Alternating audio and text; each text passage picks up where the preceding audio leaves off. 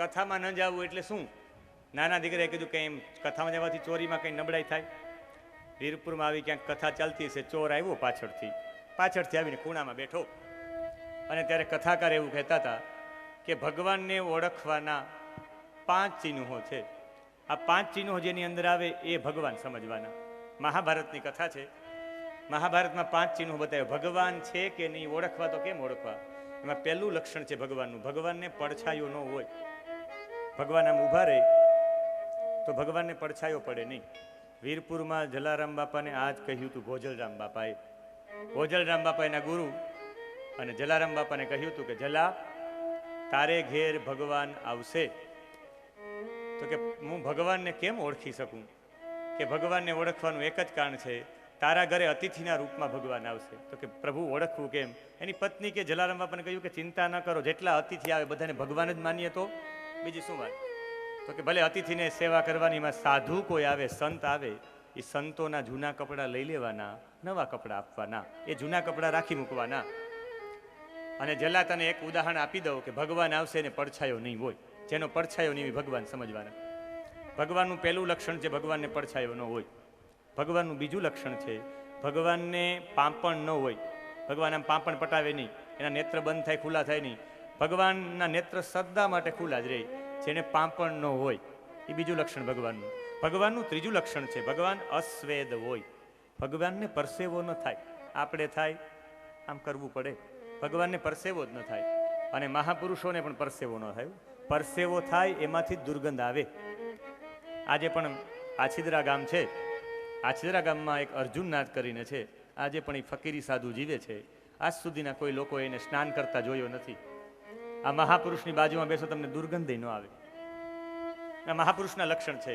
હું શ્રી રવિશંકર મહારાજજી સાથે હું તમને આ પ્રેક્ટિકલ એવા માટે કહું કે તમને ખબર પડે. બહુ જૂના ઉદાહરણો આપું તમને એમ થાય કે ઓહો તો જતું રહ્યું. શ્રી રવિશંકર મહારાજ સાથે હું રહ્યો, હું જમ્મુ અને કાશ્મીર એની સાથે રહ્યો. એ કોઈ સેન્ટ નથી લગાડતા, કંઈ નથી કરતા, પણ રોજ એ 16 પ્રાણાયામ કરે. અને જે 16 પ્રાણાયામ કરે એને સેન્ટ મારવાની જરૂરિયાત ન પડે, એને લક્ષ સાબુ વાપરવાની જરૂરિયાત ન પડે, એને ડવ સાબુ વાપરવાની જરૂરિયાત ન પડે, કોઈ પરફ્યુમની જરૂર ન પડે. તમારું શરીર અંદરથી સુગંધિત થઈ જાય. ભગવાનને પરસેવો ન હોય. ભગવાન અશ્વેત છે, ત્રીજું લક્ષણ. ભગવાનનું ચોથું લક્ષણ, ભગવાને જે માળા પહેરી છે ને એ ભગવાનની માળા કોઈ દિવસ કરમાય નહીં. અને ભગવાનનું પાંચમું લક્ષણ છે ત્યતિષ્ઠ દશાંગુલમ. ભગવાન જમીનથી થોડાક ઊંચા હોય. જમીનથી થોડાક ઊંચા લે ભગવાનના લક્ષણ છે. જેને પાંપણ ન હોય, જેનો પડછાયો ન હોય, જેને પરસેવો ન થાય, જેના ગળામાં માળા સુકાય નહીં, અને જમીનથી જ થોડાક ઊંચા લે ભગવાનના લક્ષણો છે.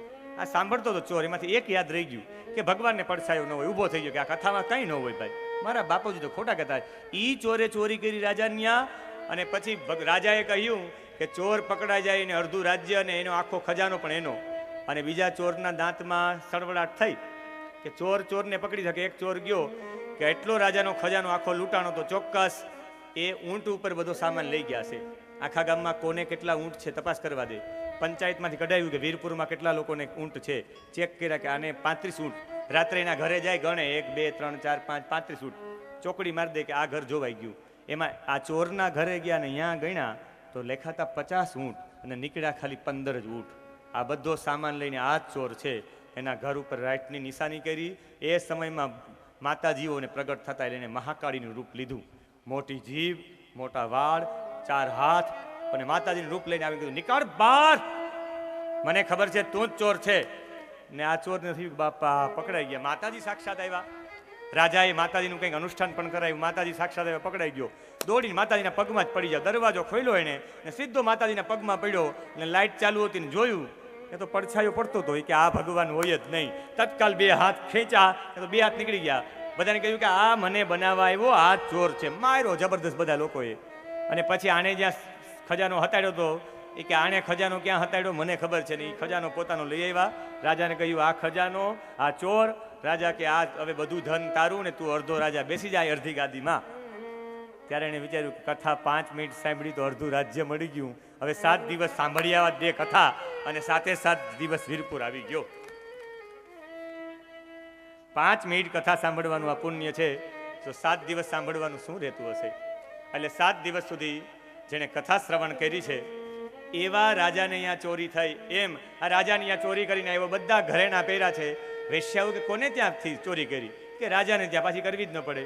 કે રાજા ગુપ્તચરને મૂકશે ને પકડી લેશે તો આપણે આખી જિંદગી ઘંટી પીસવી પડશે. એનાથી એક કામ કરી, આને મારીને ધન લઈને ભાગી જાય. અને એ સમયે રાત્રે 5 વેશ્યા એની ઉપર બેઠી, 2 પગમાં બેઠી, 2 વેશ્યા હાથમાં બેઠી. એક વેશ્યા એની ઉપર બેસીને કહ્યું કે ગળે ટાપો દઉં. ને એવો ગળે સીપો દીધો, એવો દીધો, કંઠ ઉપર એ ફાંસો લગાડ્યો અને જોરદારથી ખેંચો. પાશમ કંઠે નિધાયસ્ય, ને એવો ખેંચો જલ્દીથી, પણ આવો પાપી મરે સેવાનું, કોઈ વાતે મર્યો નહીં. ગળું દબાવ્યું તો એને સ્ત્રી ગળું કેવું દબાવી શકે? બેનો તો એટલા સશક્ત ન હોય કે ગળું દબાવી શકે. ક્યારે એક વેસે કહ્યું કે ઓલા જો ચૂલામાં ધગધગતા અંગારા છે ને મુખમાં પધરાવ, રાડો નાખે. કઈ નો બહુ રાડો નાખે ને, એટલે જે માને કહ્યું હતું કે તારા મોઢામાં અંગારા પધરાવીશ, એ જ દીકરાએ જે એની માને ધમકી આપી હતી, આ વેશ્યાઓએ એના મુખની અંદર તપ્ત અંગાર સમૂહાંશ ધગધગતા અંગારા નાખ્યા. રાડો નાખતા નાખતા મરી ગયો. આ વેશ્યાઓ ત્યાં ને ત્યાં ખાડો ગાડી એ ઘરમાં ને ઘરમાં ફળિયામાં દાટી દીધો. 5 વેશ્યા થોડાક ત્યાં સોનાના દાગીના મૂકી પધરાવીને ભાગી ગઈ વેશ્યાઓ. અને કોઈએ સમાચાર આપ્યા કે તારો ભાઈ ધુંધુકારી પણ મરી ગયો, ગામમાં દેખાતો નથી. તારી માં કૂવામાં પડીને મરી ગઈ. કોઈ તીર્થમાં ગામવાળા ભેગા થયા, એને સમાચાર આપ્યા આ ગોકર્ણ મહારાજજીને. ગોકર્ણ મહારાજ કે મારો ભાઈ ને મારી માં ગુજરી ગયા છે. જ્યાં જાય ત્યાં પિંડદાન આપે, જ્યાં જાય ત્યાં પાણી આપે, બધું આપતા આપતા પ્રાર્થના કરે કે મારા ભાઈને ને મારી માની ગતિ થાય. પણ એક દિવસ એમ કરતા કરતા એ એના ગામમાં આવ્યા. ગયા શ્રાદ્ધમ અચી કરત, ગયાજીમાં પણ શ્રાદ્ધ કર્યું. પણ ગયાજીમાં શ્રાદ્ધ કર્યું, પણ જ્યારે ગામમાં આવ્યો કોઈ મને જોઈ ન જાય, મને બોલાવે નહીં, એટલે એના ઘરમાં ઘૂસી ગયા. દરવાજો ખોલી રાત્રિના એના જ ફળિયામાં સૂતા, પોતાના જૂના ઘરમાં, જૂના ઘરની યાદો કરતા હતા. એ યાદો કરતા કરતા એને યાદ આવ્યું કે ઓહો હો, આ જગ્યાએ તો હું, મારો ભાઈ, અમે બધા રમતા, અહીં મારા પિતાજી હતા, મારા માતાજી હતા. રાત્રિનો સમય થયો અને રાત્રિના સમય 12-1 વાગે એની સામે એક વરુ ઉત્પન્ન થયું. એ વરુને જોઈ ત્યાં તો હાથી થઈ ગયું. એ હાથીને જોઈ એ સમયમાં તો ઇન્દ્ર થઈ ગયો, એ પાડો થઈ ગયો, એ રાક્ષસ થઈ ગયો અને ભડકો બનીને ગાયબ થઈ ગયો. આ ભડકા બનવાની પદ્ધતિ છે કે મેં આજે એક ભડકો જોયો, વડલામાં બધા કહેતા હોય ને, ભૂત જોયું. ને આપણે ત્યારે હસવાનું આવે, અત્યારે હસવાનું કે ભૂત પ્રેત હોય, પણ પ્રેતની પીડામાં ભડકો થાય જ, સાક્ષાત ભડકો થાય. અને ભડકો થાય એનો વાસ્તવિક મેં અનુભવ કર્યો છે. વ્યાસપીઠે બેસીને તમને કોઈ એ મારે સાબિત પણ નથી કરાવવું, પણ પ્રેત ઉપર PhD થયા છે કેલિફોર્નિયા નામની યુનિવર્સિટીમાં. એ કેલિફોર્નિયામાં જેણે પ્રેત, ભૂત પ્રેત ઉપર જેણે અનુભવ કર્યા એને લખ્યું છે કે અમે ગાડી લઈને જતા હોય ને અમારા ગાડીના બોનેટ ઉપર કોઈના પગની નિશાની પડી જાય, એમ લાગે કે કોઈ આવીને ગાડી ઉપરથી વહી ગયું. અમે જ્યારે ગાડી રોકી ત્યારે જોયું કે અમારા એ ગાડીના બોનેટ ઉપર કોઈના પગની નિશાની થઈ ગઈ. અમે માનખેત્રા ગામ છે માંગરોળ પાસે, માનખેત્રાથી કેશોદના રોડ ઉપર રાત્રે 2 વાગે અમે એક એવડો મોટો ઊંટ જોયો. અમારી સાથે એક ડ્રાઈવર હતો ગાડીનો, મુસ્લિમ હતો, કેશોદનો છે, હજી પણ એ જીવે છે. એણે એટલો બધો મોટો ઊંટ જોયો. એણે, હું તો સૂતો હતો ગાડીમાં, એને પેશાબ થઈ ગયો. એણે મને જગાડ્યો કે હવે હું ગાડી ચલાવી નહીં શકું, કે મેં એક ઊંટ જોયો. મેં ગાડીનો દરવાજો ખોલીને જોયું કે આ ઊંટ હતો નહીં, પણ એ એટલો બધો બી ગયો મુસ્લિમનો દીકરો થઈને. એટલે આવું તત્વ પણ ક્યારેક જોવા મળે, કંઈક જોવા મળે. એવી પ્રેત આત્મા હોય છે. આ કોઈ કાલ્પનિકતા નથી. પ્રેત ઉપર યુનિવર્સિટીમાં રિસર્ચો થયા છે, એ વિદેશવાળા માનીએ, પણ આપણે ભૂત પ્રેત પિશાચ નિકટ નહીં આવે, મહાવીર જબ નામ સુનાવે, એ તુલસીદાસના વાક્યો પર વિશ્વાસ નથી. આપણે તો પ્રેક્ટિકલ હોય એ જ માનીએ, જેટલું બધું દેખાય એ જ માનીએ. સાહેબ, આ આંખોથી જોઈ શકો ને એ જગતથી નથી જોઈ શકતા. એવું જગત બહુ મોટું છે. તમે સૂક્ષ્મ જીવાતોને જોઈ શકો? બતાવો મને. તો નથી એમ માનવાનું. સૂક્ષ્મ યંત્ર જોવું તો ખબર પડે કે આટલી આજુબાજુમાં સૂક્ષ્મ જીવાતો જ છે. તમે જે સવારમાં દહીં ખાવ છો ને, એ સૂક્ષ્મ યંત્રમાં દહીં ક્યારેક જોજો, ખાવાની ઈચ્છા નહીં થાય સાહેબ. આટલા બધા કીટાણુ હોય છે, આ દરેક જગ્યાએ હોય છે. તમે એ નથી જોઈ શકતા એટલે નથી એવું નથી, એ છે હાજર. અને એ કીટાણુને જીવિત રાખવા માટે સાહેબ શ્રાદ્ધ થાય છે. શ્રાદ્ધમાં પિંડદાન તમે આપો. આપણે એમ થાય કે પિંડદાનમાં કંઈ આપણા પિતૃઓ પિંડ લેવા આવે. અત્યારના લોકો આવી તર્ક બુદ્ધિ લગાડે, પણ આવા સૂક્ષ્મ જીવાતો છે, એનો ખોરાક શું હશે મને કહેશો? જે સૂક્ષ્મ યંત્રથી જોઈ નથી શકાતા એનો ખોરાક શું હશે? છે કોઈ જીનેટિકલ ભણેલું આમાંથી? મને કઈ બતાવશે કે એનો ખોરાક શું? એનો ખોરાક ગંધ છે. એ સુગંધથી જીવતા હોય. ઘણા બધા પ્રાણીઓ ખોરાક ગંધથી લઈને, તમે પણ ખોરાક લઈ શકો. તમારે 3 દિવસ જમ્યા વિના તમે રહી શકો. તમે 3 દિવસ પાણી પીધા વિના રહી શકો. તમારે એટલું જ કરવાનું, ક્યાંકથી પણ જમવાની સુગંધ તમારા નાકમાં આવવી જોઈએ. નાકથી આહાર લઈ શકાય. આંખને પણ આહાર જોઈએ, કાનને પણ આહાર જોઈએ, આ મસ્તકને પણ આહાર જોઈએ. શા માટે ભાઈ જેલમાં જતા તમે ડરો છો? કે જેલમાં જાય તો આ મગજને સારા વિચાર ન મળે, માણસો ન મળે. તમને એક રૂમમાં પૂરી દેવામાં આવે, એસી રૂમ રાખવામાં આવે, તમને જમવાની થાળી આપી દેવામાં આવે, પણ તમને કોઈ માણસો મળે નહીં તો માણસ ગાંડો થઈ જાય. આને પણ વિચાર જોઈએ. માણસ સામાજિક પ્રાણી છે.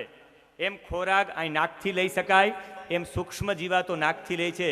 શિયાળાની જેટલી પણ આવી સૂક્ષ્મ બેક્ટેરિયા હોય ને એને જીવડાવવા માટે આપણા ઋષિઓએ કારતક અને માગસર મહિનામાં પિંડદાન આપવાનું કહ્યું છે. પિતૃ કાર્ય કારતક ને માગસર મહિનામાં થાય. એ પિંડદાન એની સુગંધથી જીવાતો જીવે. ફરી ચૈત્ર મહિનામાં કીધું છે, ચૈત્ર મહિનામાં કરો પિતૃ કાર્ય, એમાંય પિંડ મૂકો, એમાં ઉનાળાની સૂક્ષ્મ જીવાતો જીવે, એના પિંડ માટેની વ્યવસ્થા. અને સૌથી વધારે એ સૂક્ષ્મ જીવાત્માઓ તીર્થોમાં હોય. તીર્થોની અંદર સૌથી વધારે હોય, એટલે તીર્થોમાં આ પુણ્ય કર્મ કરવાનું. અને ચોમાસામાં એ જીવાતો થાય એના માટે ભાદરવામાં પિતૃ કાર્ય કરવાનું. આ પિતૃ કાર્ય કરો એટલે એ જીવાતોને તમે સૂક્ષ્મ રીતે ખોરાક આપો, એનું પુણ્ય મળે. એનું પુણ્ય મળે એટલે તમારા પિતાજી, તમારા દાદાજી જ્યાં પણ હોય, તમારા દાદા ગુજરી 10 વર્ષ થયા, એ જ તમારા દાદા તાલાળામાં કોઈ ભાઈના ઘરે નાનો દીકરો થઈને આવ્યો હોય, તમે અહીંથી પુણ્ય કરો, એને પુણ્ય મળે. એ કોઈ મહેનત ન કરે તો એના જીવનમાં સુખ અને આનંદ મળે. એ જીવાત્માને જ મળે. એટલી મોટી કલ્પના છે. એટલે પિંડ દેવા ને આ બધું આ છે ને તે છે ને, આપણે તમે ને હું મુલ્લા કી દોડ મસ્જિદ તક, તમે ને હું એટલું થોડુંક જ ભણેલા છીએ, એટલે આપણે બહુ ઉકલે એમ નથી એમાં. એટલે આપણે તર્ક કરીએ છીએ. કોઈ ભણેલો હોય હાઈ ફાઈ ક્વોલિટીનું, એને પૂછો તો ખબર પડે. અને આ વિદેશના લોકો બધું માનવા માંડ્યા ને આપણે જ ભૂલવા માંડ્યા. સાહેબ એ ધોતી જભો પહેરીને હરે રામા કરતા થઈ ગયા, ને આપણે ફિલ્મના ગીતો ગાતા થઈ ગયા. એનામાં આપણામાં આવ્યું ને આપણાનું એને આવી ગયું. આ સત્ય ઘટના પણ મારે કહેવી પડે. અને આ રીતે દુઃખી થઈ અને કહ્યું કે તું કોણ છે? એ પ્રેતના રૂપમાં આપ્યો, હાથમાં જલ લઈને ગાયત્રી મંત્ર બોલ્યો, જલ છાંટ્યું, ક્યાં તો એક પુરુષમાં ઉત્પન્ન થઈ ગયો. અને એ પુરુષ રોવા માંડ્યો છે. એને વાણી આવી નહીં. રુરુદોચ્ચૈહિ પુનઃ પુનઃ, ફરી રોવા માંડ્યો. હાથમાં ફરી જલ લઈ, ફરી પાણી છાંટ્યું અને એમાંથી વાણી નીકળી. રડતો રડતો એ બોલ્યો છે પ્રેત, અહમ રાતા ત્વદીયોસ્મિ ધુંધુકારી દિનામતઃ સ્વકીયેનેવ દોષેણ બ્રહ્મત્વં નાશિતં મયા. હું બ્રાહ્મણનો દીકરો થઈ, હું તારો ભાઈ થઈ, અને મેં મારા દોષના કારણે મારું બ્રહ્મત્વ નાશ કર્યું. ભાઈ, મેં કુકર્મો એવા કર્યા, મારી મુક્તિથી હું પ્રેત બન્યો છું. મામ આશુ મોચય, મને મુક્ત કર, મને મુક્ત કર. કહ્યું કે ભાઈ, મેં ગયાજીમાં શ્રાદ્ધ કર્યા કે એવા 100 શ્રાદ્ધ કરીશ તો મારી મુક્તિ નહીં થાય. મેં પાપ એવા કર્યા છે. તો કે એનો ઉપાય તો હવે હું વિદ્વાનોને પૂછીશ, મને સવારનો સમય આપ. સવારે વિદ્વાનોને ભેગા કર્યા કે મેં ગયાજીમાં શ્રાદ્ધ કર્યું તો એ મારા ભાઈની મુક્તિ નથી થઈ. અને ગયાજીમાં એકવાર કોઈ શ્રાદ્ધ કરી આવે ને, ગયાનું વક્ષસ્થળ છે, ગયા નામનો રાક્ષસ હતો. અને એ રાક્ષસે ભગવાન પાસે વરદાન મેળવ્યું કે મને જે જોઈ એનો મોક્ષ થઈ જાય. ગયા રાક્ષસ બધાને ઘરે જે મને જોઈ લ્યો મોક્ષ, મને જોઈ લ્યો મોક્ષ. ભગવાને કીધું આમ તો હાલે જ નહીં. ભગવાને બ્રાહ્મણ બનીને શરીર માગી લીધું. ગયા રાક્ષસે શરીર આપી દીધું. ભગવાને કહ્યું કે જા, મારા આશીર્વાદ છે, તારા વક્ષસ્થળ ઉપર, તારી છાતી ઉપર પિંડ મૂકશે, એની મુક્તિ થશે. આજે પણ ગયામાં તમે પિંડ મૂકી આવો પછી વાસે નાખવાની ન રહે.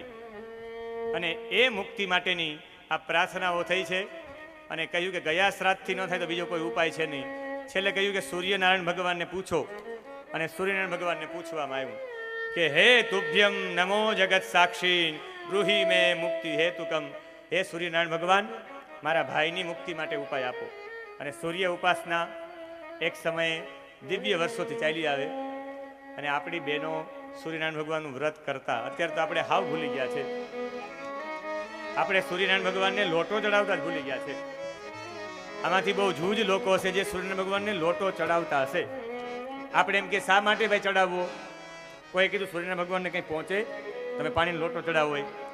પણ એટલું મને સમજાવો, આ દરિયાના ખારા પાણીને મીઠું પાણી કોણ કરે છે? અબજો ઘન એકર પાણી સૂર્યનારાયણ ભગવાન બાષ્પીભવન કરે છે. અને ખારું પાણી બાષ્પીભવન કરીને ઉપર વાદળાઓ બનાવે, એમાં પાણી બંધાવે. ડિસ્ટ્રિક્ટ વોટર પ્લાન્ટ એક સાદા પાણીને ચોખ્ખું કરીને આપે તો લીટરના 20 રૂપિયા કિનલેવાળા લે છે, બિસ્લેરીવાળા 20 લે છે.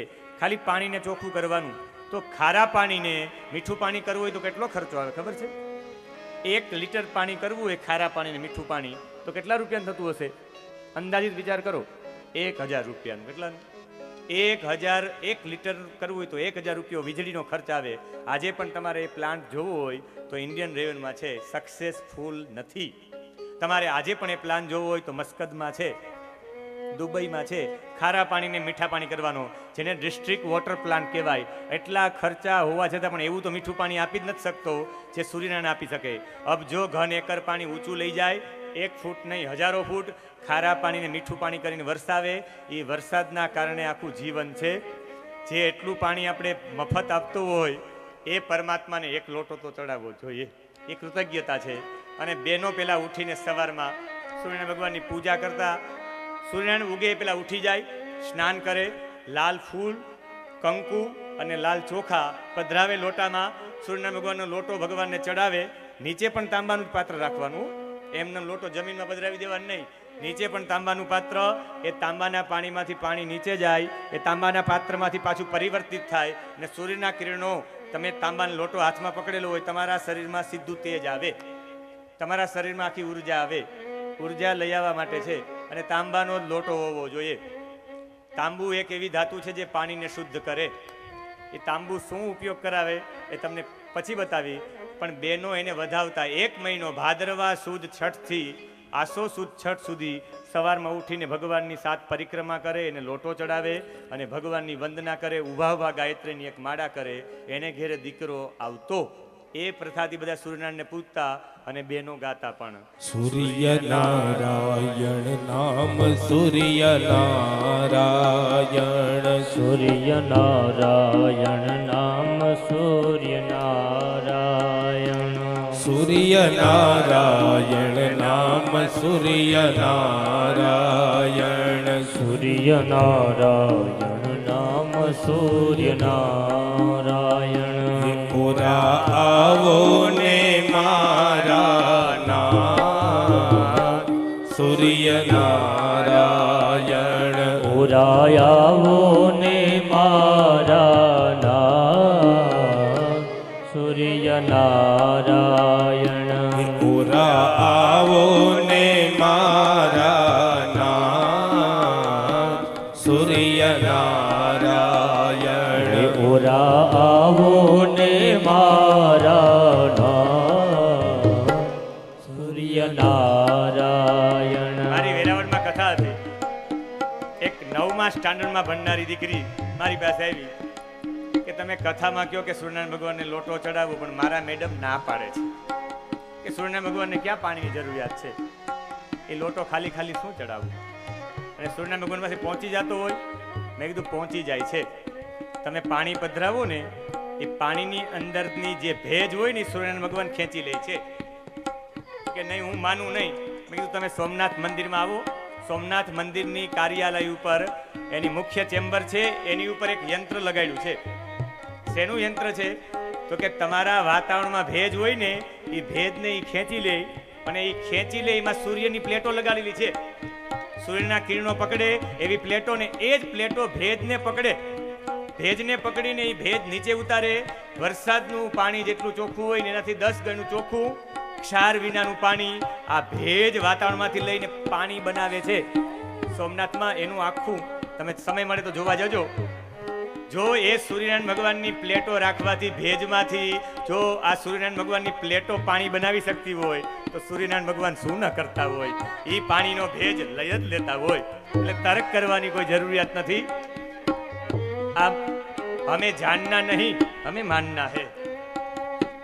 પૂરા આવો ને મારા નામ સૂર્ય નારાયણ, પૂરા આવો ને મારા નામ સૂર્ય નારાયણ. એ સૂર્ય નારાયણ નામ સૂર્ય નારાયણ, સૂર્ય નારાયણ નામ સૂર્ય નારાયણ.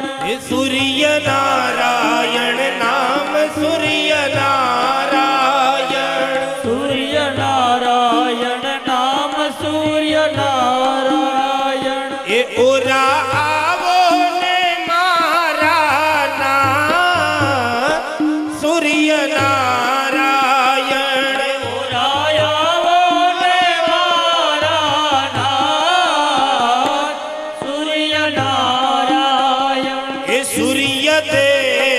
તમારી જય જય હો સૂર્ય દેવ તમારી જય જય હો હે સૂર્ય દેવ તમારી જય જય હો સૂર્ય દેવ તમારી જય જય હો એ વેલા આવો ને મારા નાથ સૂર્ય નારાયણ વેલાયાવો ને મારા નાથ સૂર્ય નારાયણ. આરોગ્ય પ્રદાન કર્યો છે સૂર્યનારાયણે કહ્યું કે તોભ્યમ નમો જગત સાક્ષી ગૃહી મેં મુક્તિ હેતુકમ. હે આદિનારાયણ, મારા ભાઈની મુક્તિ માટેનો ઉપાય બતાવો. અને ભગવાન સૂર્યનારાયણ ભગવાન બોલ્યા છે શ્રીમદ ભાગવતાન મુક્તિ સપ્તાહમ વાચનમ કુરુ. તમે એક સપ્તાહનું વાંચન કરો, ભાગવતજીથી મુક્તિ મળશે. કોઈ કે ભાગવતજીથી પિતૃઓની મુક્તિ મળી જાય, એ ક્યાં લખ્યું છે? કહેવાનું પદ્મ પુરાણમાં લખ્યું છે. સૂર્યનારાયણ પોતે બોલ્યા છે ભાગવતથી મુક્તિ થાય. અને ગોકર્ણ મહારાજે આખા ગામના બધા લોકોને ભેગા કર્યા કે મારે ભાગવત કરવી છે, તમારો ખાલી સહકાર જોઈએ. તમે બધા લોકો બેસો. આખા ગામના લોકો બેઠા. એમાં એક વૈષ્ણવ બ્રાહ્મણને મુખ્ય શ્રોતા બનાવ્યો. અને વૈષ્ણવ બ્રાહ્મણને મુખ્ય શ્રોતા બનાવીને કથા કરી. એટલે કથામાં એક મુખ્ય શ્રોતા હોવો જ જોઈએ. એટલે આ પરિવારમાંથી પણ એક મુખ્ય શ્રોતા જોઈએ. એ બહેનોમાંથી બને કે પુરુષોમાંથી બને, એક શ્રોતા હોવો જોઈએ. એ ઊભો જ ન થાય, વાત થઈ પૂરી. 3 વાગે કથા ચાલુ છે, 3 થી 6 ત્યાં જ બેસે. એક શ્રોતા એવો જોઈએ સવારે 9 થી 12 ઊભો ન થાય, ઊભો જ ન થાય. 2 પક્ષ છે, એક આસ્વાદ્ય પક્ષ ને અનુષ્ઠાન પક્ષ. એક તમારી કથામાં અનુષ્ઠાનનો પક્ષ છે ને એક આસ્વાદ્ય પક્ષ છે. તમે પિતૃ પાછળ કથા કરતા હોય ત્યારે અનુષ્ઠાન પક્ષ આવે, અને તમે એમના આનંદથી કથા કરતા હોય તો આસ્વાદ્ય પક્ષ આવે. આસ્વાદ્ય પક્ષમાં કોઈ નિયમો ન હોય, તમે ઊભા થઈ શકો, કોઈને બોલાવી શકો, આમ બધું કરી શકો. અને અનુષ્ઠાનના પક્ષમાં હોય તો પિતૃઓ નિમિત્ત તમે કથા કરી હોય, અત્યારે ટોટલી પિતૃઓ ઉપર આવી ગયા હોય, એ આમ જોતા હોય ઉપરથી. હું તમને એક ઉદાહરણ આપું. તમે ઇંગ્લિશ મીડિયમમાં તમારા દીકરાને ભણાવો, 70,000 રૂપિયા વાર્ષિક ફી ભરતા હોય, અને તમારો દીકરો ભણવામાં થોડોક નબળો હોય, તમે કે હાલો આ સ્કૂલે તો જોવા દે કે સ્કૂલમાં કેવું છે. અને એ સ્કૂલે તમે જોવા જાઓ, બારી પાસે ઊભા રહ્યો, ત્યારે તમારો દીકરો કોઈ સાથે મસ્કરી કરતો હોય, ભણવામાં ધ્યાન ન દેતો હોય, બારીમાંથી જોતો હોય, આમ દરવાજામાંથી જોતો હોય, રોડ ઉપરના વાહનો જોતો હોય, ને સ્કૂલમાં ભણવામાં ધ્યાન ન આપતો હોય, ત્યારે તમે એને જોઈને રડો કે હું 70,000નો ખર્ચો કરું છું. આમાં ધ્યાન નથી આપતા. એમ જ પિતૃઓ એમ કહે કે મારી કૃપાથી આને ઘેરે ભાગવતજીનો આવો બોધ મળ્યો છે, આવું ભાગવતજીનું આયોજન થયું છે, અને એ બીજામાં ચક્કરો મારે. એ આમ ફરે, હા હા આવો આવો, કેમ છે, બેસો, લ્યો આને પાણી આપો, આ ચા આપો.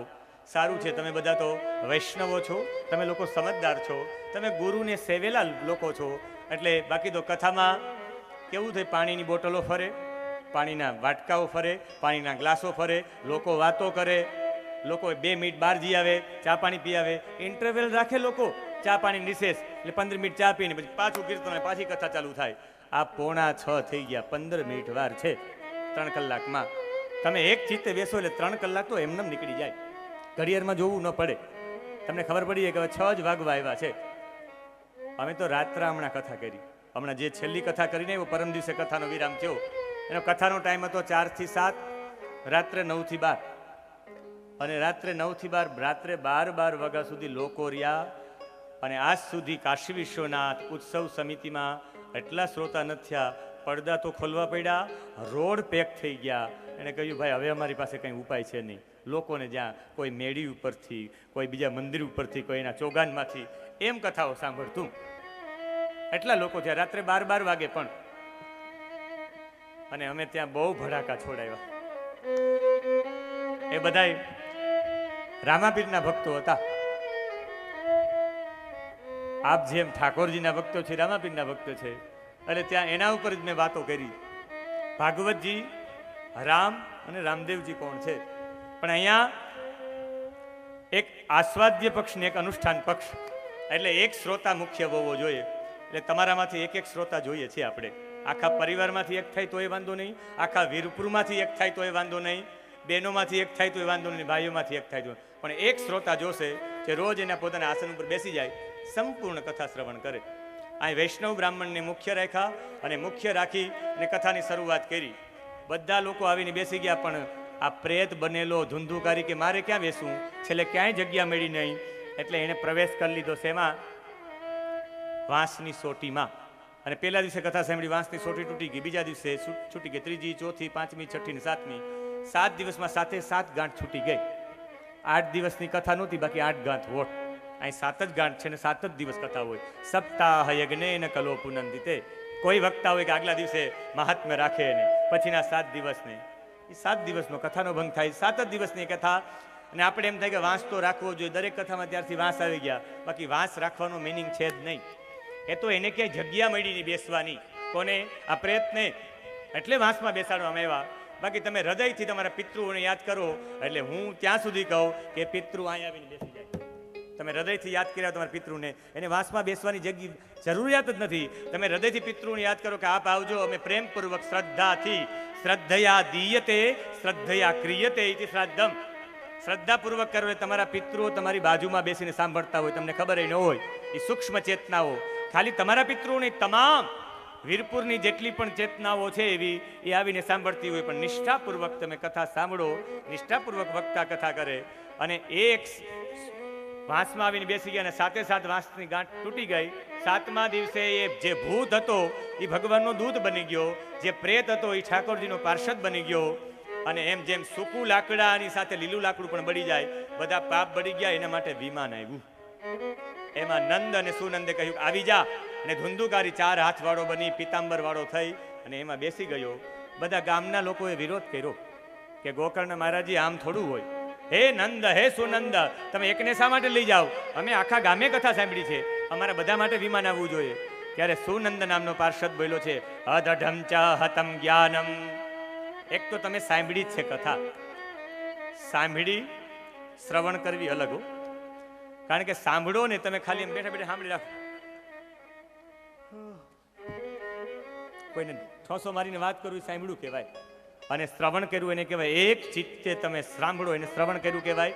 એ શ્રવણ કર્યા પછી રાત્રે સુવા સમયે મનન કરવાનું કે આમાંથી મને કેટલી વાતો લાગુ પડે, આમાંથી હું શું કરી શકું એમ છું. અને એવું મનન કરો તો તમને કથા ફળે. આ અષાઢ મહિનામાં નોમથી કથા શરૂઆત કરી હતી ગામના, કે પાછી કથા કરવી, પાછી શ્રાવણ મહિનામાં કથા કરી. નોમના દિવસે આખા ગામે શ્રવણ કર્યું, મનન કર્યું, અને મનન કર્યા પછી બધા માટે આવ્યા છે વિમાનો. બધા માટે વિમાનો આવ્યા, બધા બેસી ગયા વિમાનોમાં ગયા. જેમ રામજી બધાને સાકેતમાં લઈ ગયા હતા, રામજી ટોટલીને સાકેતમાં લઈ ગયા. હનુમાનજી મહારાજ જ નહોતા ગયા. હનુમાનજી મહારાજ કે મને અહીંયા કથા સાંભળવા નહીં મળે. રામચરિત સુની બેકો રસિયા, રામ લખન સીતા મને બસિયા. મને કથા નથી એટલે હું તો અહીંયા જ રહી. હનુમાનજી ન ગયા, બાકી બધી ટોટલી ગયા હતા. રામ રાજ્યમાં 3 લોકો બહુ દુઃખી હતા. 3 લોકો રડવા માંડ્યા કે રામજી તમે પણ કારો કેર વર્તાવ્યો મારી ઉપર. ભગવાને કહ્યું તમને ત્રણેયને જાઓ, કલયુગમાં એસો આરામ થશે. એમાં એક સફેદ કપડાવાળો હતો, એક ખાખી કપડાવાળો હતો ને એક કાળા કપડાવાળો હતો. સમજી ગયા ને? સફેદ કપડાવાળા એટલે ડોક્ટરો થાય, 5,000 ના 25,000 કરે. અને સફેદ કપડાવાળા એટલે રાજકારણીઓ થાય. ખાખી કપડાવાળા એટલે પોલીસવાળા પણ થાય અને જંગલ ખાતાવાળા થાય. અને એમ કહી શકાય કાળા કપડાવાળા એટલે વકીલો. આ કળિયુગમાં બધાને ઝઘડા થવાના છે, ભાઈઓ ભાઈઓ કેસ કરશે. એ કેસ હાલે જ રાખશે, તમારો ધંધો હાલે રાખશે, તારીખો પડે રાખે. દીકરો કહ્યો બાપાને કે બાપા તમે વર્ષોથી કેસ લડતા હતા, આ LLB કરીને એનો કેસ પૂરો કર્યો. કે દીકરા એની પાછળ તું LLB થયો, આખી ભણતર એના પાછળ ચાલી, એ કેસ આગળ ચલાવવા દેવાનો હતો. એમ બધા માટે વિમાનો આવ્યા છે, બધા વિમાનમાં બેસીને જતા રહ્યા છે. આ આખી કથા ફિલોસોફિકલ કથા છે. આ કથા એટલે તુંગભદ્રા નદીનો કિનારો એટલે માનવની કથા. આત્મદેવ એટલે જીવાત્મા, ધુંધુલી એટલે સુખની આશા કરનારી, કુતર્ક કરનારી બુદ્ધિ, ધુંધુકારી એટલે સુખનું ચિંતન કરનારો, ગોકર્ણ એટલે વિવેક. અને આ મહાત્મા હતા એ સાક્ષાત પરમાત્મા હતા. અને આ 7 ગાંઠ છોડવી પડે ને. આપણે કે ગોરબાબા હવે કથામાં કેમ બોલીને ફૂટતી વાંસની ગાંઠ તૂટવી જોઈએ ને? સાહેબ એ ગાંઠ છૂટવા માટેની વાત જ નથી. આપણા પૂર્વજો હોય ને એની 7 ગાંઠ છોડવાની હોય. આપણા પૂર્વજોની આસક્તિ એની પત્નીઓ ઉપર હોય, સ્ત્રીઓ ઉપર આસક્તિ હોય, એની દીકરીઓ ઉપર આસક્તિ હોય, એના દીકરાની વહુ ઉપર આસક્તિ હોય. પહેલી ગાંઠ એટલે સ્ત્રીઓ ઉપરની આસક્તિ, બીજી ગાંઠ એના પુત્રની આસક્તિ હોય, મારો દીકરો મારો દીકરો. એ પુત્રની આસક્તિ ન છૂટે, એ મોહ ન છૂટે, મોહનો ક્ષય થાય તો જ મોક્ષ થાય. એટલે પુત્ર પ્રત્યે મોહ છોડાવવાનો, એટલે બીજો પુત્રની આસક્તિ, ત્રીજી ધંધાની, કે મારા દીકરાઓ ધંધો શું કરશે. અને આખી જિંદગી જેણે ધંધો કર્યો હોય ને એને આસક્તિ છૂટે નહીં. તાલાળાનો કોઈ વેપારી હશે અને વેપારી મરવા પડ્યો, આખી જિંદગી કોઈ નામ ન લીધું, 2 ના 12 જ કર્યા બધામાં, અને છેલ્લે મરવા પડ્યા, ઇન્જેક્શન આપ્યા, છેલ્લે ઓક્સિજનના બાટલા ભરતા કીધું હવે બાપા મરી જશે 15 મિનિટમાં, જેને બોલાવે ને બોલાવી લીધું, બધાને બોલાવી લીધા. બાપા મરવા પડ્યા હતા, અંધારે કંઈ દેખાતું નહોતું. મારો દીકરો, મારો દીકરો, મારો દીકરો ધનસુખ, કે આર્યો ધનસુખ તમારી જમણી બાજુ, મોટા દીકરા ધનસુખને હાથ ફેરવા આવી ગયો દીકરા, તો કે હા. કે મારો દીકરો તનસુખ નાનો, તો કે ડાબી બાજુ છે આર્યો દીકરો. પણ મારો દીકરો મેપો નહીં આવ્યો હોય ને, મેપો વચમાં આવ્યું, બાપા આર્યો તમારો દીકરો મેપો, એને હાથ પકડ્યો, પકડ્યો હાથ, કે તું અહીંયા આવી ગયો, તો કે હા. બાપા ફટ દેખીને ઊભા થઈ ગયા, તમે ત્રણેય અહીં છો તો દુકાને કોણ હશે? એને એ સમયે દુકાન યાદ આવી. આખી જિંદગી તમે ધંધામાં જ રહ્યા હોય તો ધંધામાં જ આસક્તિ રહી. ધંધાની આસક્તિ છોડવી પડે, પૈસાની આસક્તિ છોડવી પડે, કુટુંબની આસક્તિ છોડવી પડે, ઘર મકાનની આસક્તિ છોડવી પડે, અને છેલ્લે જીવાત્માને ગામની આસક્તિ પણ હોય. એટલે ગામના લોકોએ કથા સાંભળવા આવી, બાકી ગામની આસક્તિ પણ રહી જાય. એટલે આ રીતના મુક્તિ થઈ. આખી કથા તમને સમજાવે છે કે આસક્તિઓથી છૂટવાનું છે. અને કથા કયા કયા મહિનામાં થઈ શકે. આખો આ 6થો અધ્યાય છે, એ 6થે અધ્યાય આખો વિધિનો છે. કે સપ્તાહ ક્યારે કરાય, તો કે ભાદરવા મહિનામાં, આસોમાં, કારતકમાં, માગસરમાં, અષાઢમાં, શ્રાવણમાં, ચૈત્રમાં, વૈશાખમાં, 12 માસમાં કરી શકો. પણ એક જ વસ્તુનું ધ્યાન રાખવું, તમારી કથાનો દિવસ એવો હોવો જોઈએ જ્યારે ભદ્રા અને વ્યતિપાત નામનો યોગ ન હોવો જોઈએ.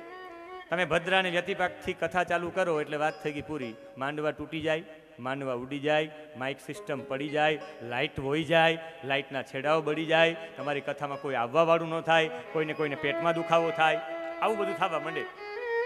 અમે એક કથા કરી ઓખામાં, વ્યતિપાતના યોગમાં.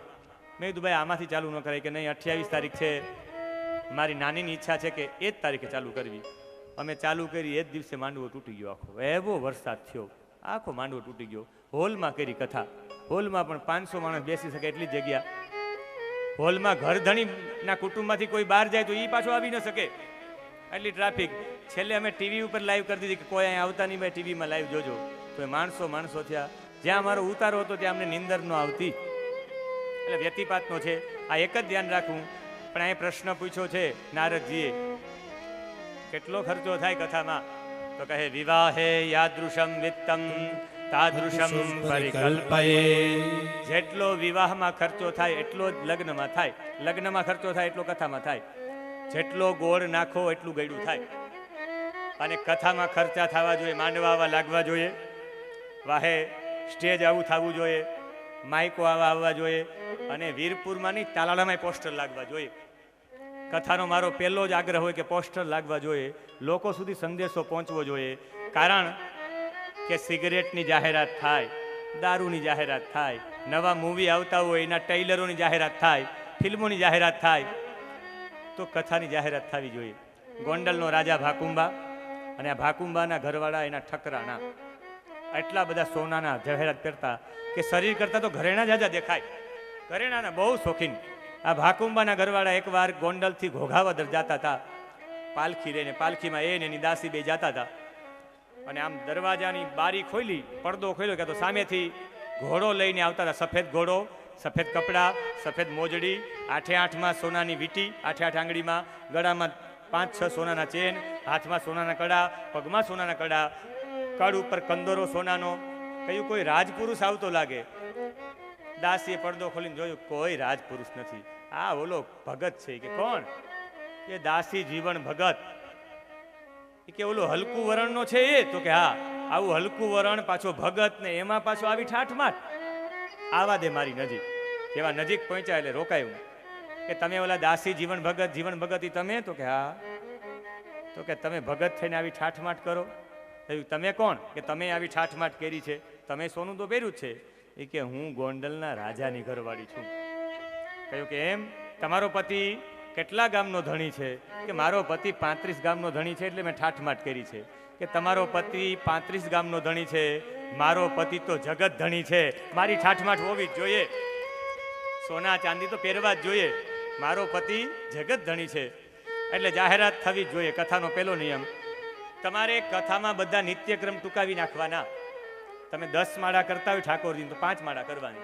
કથાને પ્રાધાન્ય આપવાનું કથાનો નિયમ છે. કાં તમારે 5 વાગ્યામાં ઉઠીને નિત્યક્રમ પૂરો કરી નાખવો, કથાના સમયમાં પહોંચી જવું અને હાથમાં શ્રીફળ લઈ ભગવાનની 4 પ્રદક્ષિણાઓ કરવી અને ભગવાનને પ્રાર્થના કરવાની કે મનોરથો મદીયોયમ સફલ સર્વથા ત્વયા નિર્વિઘ્નેનૈવ કર્તવ્યો દાસોહમ તવ કેશવ. હે કેશવ, હું તારો દાસ છું એમ કરીને એને વંદના કરવાની. વંદના કરતા કરતા વક્તા કેવો હોવો જોઈએ, વક્તાના લક્ષણો. તમારે કથા મોડી બેસે 1-2 વર્ષ તો ચાલે, પણ કથાના લક્ષણો બતાવ્યા છે. વક્તા આવો હોવો જોઈએ. પેલું, વક્તાનું મુખ 2 દિશામાં જોવું જોઈએ. કાં તો પૂર્વ દિશામાં હોવું જોઈએ, કાં ઉત્તર દિશામાં હોવું જોઈએ. એ 2 દિશામાં મેળ ન હોય તો પશ્ચિમ દિશામાં રાખવું, પણ પશ્ચિમ દિશામાં સામે ઠાકોરજીનું ચિત્ર રાખી દેવું, ઠાકોરજીને કથા સંભળાવીએ એમ. બાકી દક્ષિણ દિશામાં તો મુખ રખાવવું જ નહીં વક્તાનું કોઈ દિવસ. વક્તાનું પહેલું લક્ષણ છે વિરક્ત. વક્તા વિરક્ત હોવો જોઈએ. વિરક્ત એટલે વિગત રક્તાત. એ વક્તા કોઈ દિવસ તમને એવું ન કહેવો જોઈએ કે હું કથાના 50,000 રૂપિયા લઈ, હું કથાના લાખ રૂપિયા લઈશ, હું કથાના 11,000 લઈ. જે કથાની કિંમત આંકે એવા વક્તાને હાથ જોડી જવા. એ કથા વહેંચતો નથી, વહેંચે છે. એટલે એવો વિરક્ત હોવો જોઈએ. બીજો વૈષ્ણવ. અને વૈષ્ણવ કોને કહેવાય એની વ્યાખ્યા કૌશિકી સંહિતા કહે, વૈષ્ણવોત્ર ચ વિઘ્નેયો યો વિષ્ણુર મુખમુચ્યતે બ્રાહ્મણોસ્ય મુખમિતિ શ્રુતેર બ્રાહ્મણ એવ ચ. વૈષ્ણવ એટલે વિષ્ણુનું મુખ, અને વિષ્ણુનું મુખ વેદ કહે છે બ્રાહ્મણોસ્ય મુખમાં સિદ્ધબાહુ રાજન્ય કૃતઃ. કોઈ બ્રાહ્મણ પાસે કથા વચાવી. અને વૈષ્ણવની વ્યાખ્યા કરતા જુનાગઢનો નરસૈયો કહે છે કે સાચો વૈષ્ણવ કોણ છે? વૈષ્ણવ જન તો તેને રે કહીએ, પીડ પરાઈ જાણે રે. વૈષ્ણવ જન તો તેને કહીએ, વૈષ્ણવજન તો તેને કહીએ, પીડ પરાઈ જાણે રે. વૈષ્ણવજન તો તેને કહીએ. મોહ માયા વ્યાપે નહીં જેને જી, ઓ જી દ્રઢ વૈરાગ્ય જેના મન મારે. મોહ માયા વ્યાપે નહીં જેને જી. આપણે મોહ માયામાં વ્યાપ હોય તો વૈષ્ણવ કહેવાના અધિકારી નથી. જે કોઈની નિંદા કરતો હોય વૈષ્ણવ કહેવાનો અધિકારી નથી. અણુ અણુમાં ઠાકોરજીને જુએ એ વૈષ્ણવની વ્યાખ્યા છે. કહે કે અણુ અણુમાં જુએ એ વિષ્ણુને જુએ એ સાચો વૈષ્ણવ. રામ નામ સો તાળી લાગે, સકળ તીરથ જેના તન મારે. વૈષ્ણવજન તો તેને કહીએ, વૈષ્ણવજન તો તેને કહીએ. મારે વચ્ચે 5મા 6ઠા દિવ્ય વૈષ્ણવના લક્ષણો કેવા છે? 32 લક્ષણો હોવા જોઈએ. એ સાચો વૈષ્ણવ છે. જે વલ્લભાચાર્યજીના 3 સિદ્ધાંતોને જાણે એ વૈષ્ણવ કહેવાનો અધિકારી છે. ભગવાનની સેવા 3 પ્રકારની વલ્લભાચાર્યજીએ પ્રતિપાદિત કરી છે. એક વાત્સલ્ય ભક્તિ સેવા, એક માધુર્ય ભક્તિ સેવા, અને એમાંથી આપણે માધુર્ય ભક્તિ સેવાના અધિકારી છે જ નહીં. એક તો આપણા જીવનમાં વાત્સલ્ય ઉત્પન્ન થાય તો વાત્સલ્ય ઉત્પન્ન કરવું એ એનો પહેલો સિદ્ધાંત. બીજું દાસ્ય ભક્તિ સેવા. એક માની જેમ મારો લાલો છે, મારા દીકરાને જે જોઈએ એમ હું બધું આપું, એમ ઠાકોરજીને જે અર્પણ કરી વાત્સલ્ય ભક્તિ સેવા છે, વલ્લભાચાર્યજી કહે છે. બીજી સેવાનો ભાવ છે, એ સેવાનો ભાવ છે દાસ્ય ભક્તિ સેવા. હું ભગવાનનો દાસ છું, જેમ નોકર કામ કરતા હોય એમ ઠાકોરજીની સેવા કરીએ, એ દાસ્ય ભક્તિ સેવા છે. અને માધુર્ય ભક્તિ સેવા, હું પરમાત્માની પત્ની છું, પરમાત્મા મારા સ્વામી મારા પતિ છે, એવો અધિકાર આપણે છે નહીં. વલ્લભાચાર્યજી કહે એ મીરા જેવી કોઈક છે એને અધિકાર છે, બાકી આપણા જેવા અધિકાર નહીં. એના સિદ્ધાંતો ઉપર મારે પ્રકાશ પાડવો છે. મારે વલ્લભાચાર્યજીનું જીવન પણ કહેવું છે. આખા જીવન દરમિયાન એણે કયા કયા કર્મો કર્યા છે અને સાચા વૈષ્ણવ તરીકે આપણું કર્મ ને આપણો ધર્મ શું. એટલે વિરક્તો વૈષ્ણવો વિપ્રો. વિપ્રો એટલે બ્રાહ્મણ હોવો જોઈએ. અને કેવો બ્રાહ્મણ? વેદ શાસ્ત્ર વિશુદ્ધિકૃત. વેદ અને શાસ્ત્રને વિશુદ્ધ રીતે જણાવી શકે, વેદ અને શાસ્ત્રનો નિચોડ બતાવી શકે. 2-5 ભજન ને 2-5 કીર્તન આવી ગયા, 2-5 કથાઓ આવડી ગઈ એટલે બેસી કાર્ડમાં લખાવી નાખે આંતરરાષ્ટ્રીય કથાકાર. અને આપણે પૂછી નાખીએ કે શ્રુત્વા ગુણાનનો અર્થ કરી દો, તો કે ભાઈ આવડે નહીં, અમે તો કાલાવાલા કરીએ. ભક્ત ભગવાનના ગુણગાન ગાઈએ. સાહેબ ભગવાનના ગુણગાન ગાવા હોય તો કોઈ વૈષ્ણવના ઘરે જઈને કીર્તન કરો. આ વ્યાસપીઠ જ્ઞાનની પીઠ છે. વેદશાસ્ત્ર ભણેલો હોય એવો વક્તા દૃષ્ટાંત કુશલો ધીરો. દ્રષ્ટાંત આપવામાં કુશળ અને વક્તા કાર્યો તે નિસ્પૃહ. નિસ્પૃહી વક્તા હોવો જોઈએ, વ્યસન વિનાનો હોવો જોઈએ. જે માવો ન છોડી શકે એ તમારા પિતૃઓનો મોક્ષ ક્યાંથી અપાવી શકે? જે તમાકુ છોડી ન શકે, જે પૈસા છોડી ન શકે, જે માન અપમાનની વાતો ન છોડી શકે, એવા વક્તાને બેસાડો નહીં. એટલે વક્તા નિસ્પૃહી હોવો જોઈએ, આસક્તિ વિનાનો હોવો જોઈએ, નિર્વ્યસની હોવો જોઈએ. આ વક્તાના લક્ષણો છે. એમ શ્રોતાના લક્ષણો પણ છે. પણ શ્રોતા કેવો હોવો જોઈએ એના માટે તમારે કાલે બરાબર 9 વાગે આવવું જોશે. 3 પ્રકારના, આમ તો 4 પ્રકારના શ્રેષ્ઠ શ્રોતા કીધા. 4 પ્રકારના શ્રોતા, એક ચાતક જેવો, હંસ જેવો, પોપટ જેવો અને માછલી જેવો. એ કેવી રીતે એ કાલે જોશું. અને નબળા શ્રોતા એક શિયાળ જેવો હોય, એક ભ્રૂરુંડ નામનું પક્ષી છે હિમાલયમાં, એક એના જેવો હોય, એક બળદિયા જેવો હોય અને એક ઊંટ જેવો હોય. આના કયા લક્ષણો? અને પછી કહે છે કે ઘી, દૂધ ઉપવાસ કરીને રહી શકાય. યજમાન ઘી ઉપર રહી શકે, દૂધ ઉપર રહી શકે અને છેલ્લે એક ટાઈમ ભોજન ઉપર રહી શકે. અને ન રહી શકે તો 2 ટાઈમ ભોજન કરે. ભોજનમ તું વરમ મન્યે, પણ ફલાહારની જગ્યાએ ફૂલાહાર ન કરે. બસ એટલું. એટલે કથાને વિશેષ કંઈ ન કહેતા. કાલે એનો પ્રથમ સ્કંદ, પ્રથમ અધ્યાય અને પ્રથમ શ્લોક, એ શ્લોક ઉપર જ મારે અડધો કલાક વિવરણ કરવું છે. તમારે ફરજિયાત તાલી વગાડવી પડશે કે ભગવાનની એટલી બધી કૃપા, ભગવાનની એટલી બધી વિશેષતા, ભગવાને આ સૃષ્ટિ કેમ બનાવી એનું વર્ણન કાલે આપ સૌએ સંપૂર્ણ 3 કલાક સુધી એક આસન ઉપર બેસીને ઉપસ્થિતિ આપી છે. તમે ઇન્ટરવેલ નથી રાખ્યો એ બદલ આપ સૌને ઉપર ઠાકોરજીની કૃપા વરસે. અને કનૈયાને કહેવાનું છે, અહીંયા નારદજીએ આખો મહિમા સમજાવ્યો. નારદજી ઊભા થઈ ગયા અને નારદજી ઊભા થઈ અને